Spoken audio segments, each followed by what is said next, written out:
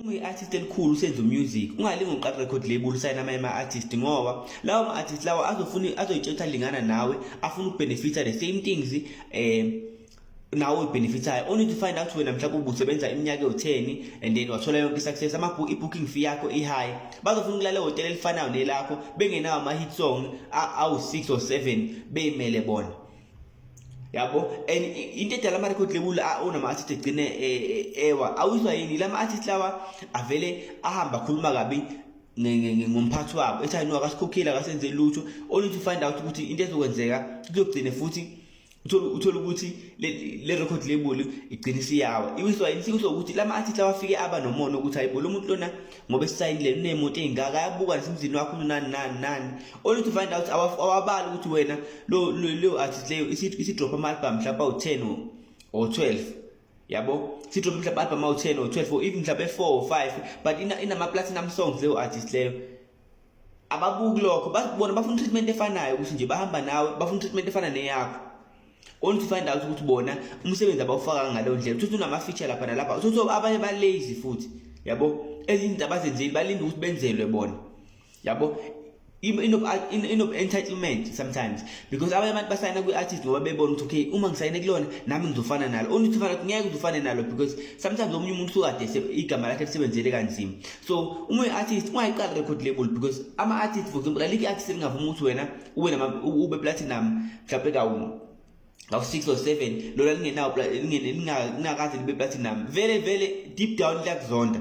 Umusic wethu uyi-competition, umusic uyi-war. Once you understand leyo nto leyo, uzo-understand ukuthi kunabanye abantu fanele ungazwani nabo, especially abantu osuke beseduze kwakho who are doing the same thing nawe oyenzayo. Labo bantu abakufisela izinto ezinhle, ngeke bekufisela izinto ezinhle bethu, ngeke nezinto efanayo omunye umuntu ekufisela into enhle. Emhlabeni lo siphila kuwona khohlwa. Deep down ufuna nalento ukuthi awungeke bethu. Bahlala eduze kwakho bekubuka ukuthi yini le oyenzayo. Bezama ukusabotage. That's why ke umuyi artist kumele ungayiqali record label. Iqiniso lodwa elikhunya kule video le ubeka ama point abalekile. Lokho akhuluma ngakho sikubonile uCasper Nyovest gcina sekumshaya kwi-family tree bikuzulu naye. Kube kuningi ukukhuluma kumlandelile esiza abantu abakhuphula kodwa wagcina sewumuntu omubi somehow kwi-Inkabi Records. La kumaskandi umuntu wakwenza uKhuzani uFokampungwa wakuzama esiza insizwa zakumaskandi ezikhuphula waseyinika iplatform aseyikwazi ukuthi yena ziye lapha efuna ukuya khona. Singabala umzukulu, singabala obani, oSikweletu, singabala uPhathasi, uNoma kahle, umkhulekelo. Kodwa kwakunzima. Kwakuze kuba nama podcast ayidiscuss ukuthi uKhuzani uyakwazi ukubasiza, kuthiwa akakwazanga ukubasiza ngoba yini kwakubonakala ukuthi lo muntu ongaphansi kwaleyo IGP ama-achievement u-achieveni bebona ukuthi akamdluli uKhuzani, babekala ngalokho kusho ukuthi kwakumele bedlule uKhuzani-ke. Lokho kwakwenza ukuthi kube nzima-ke ukuthi kungenzeka because uKhuzani oyisame industry njengapho vele ukusayina i-artist nawe uyi-artist, lokho nje is a bad idea, akona nje umqondo omuhle lo.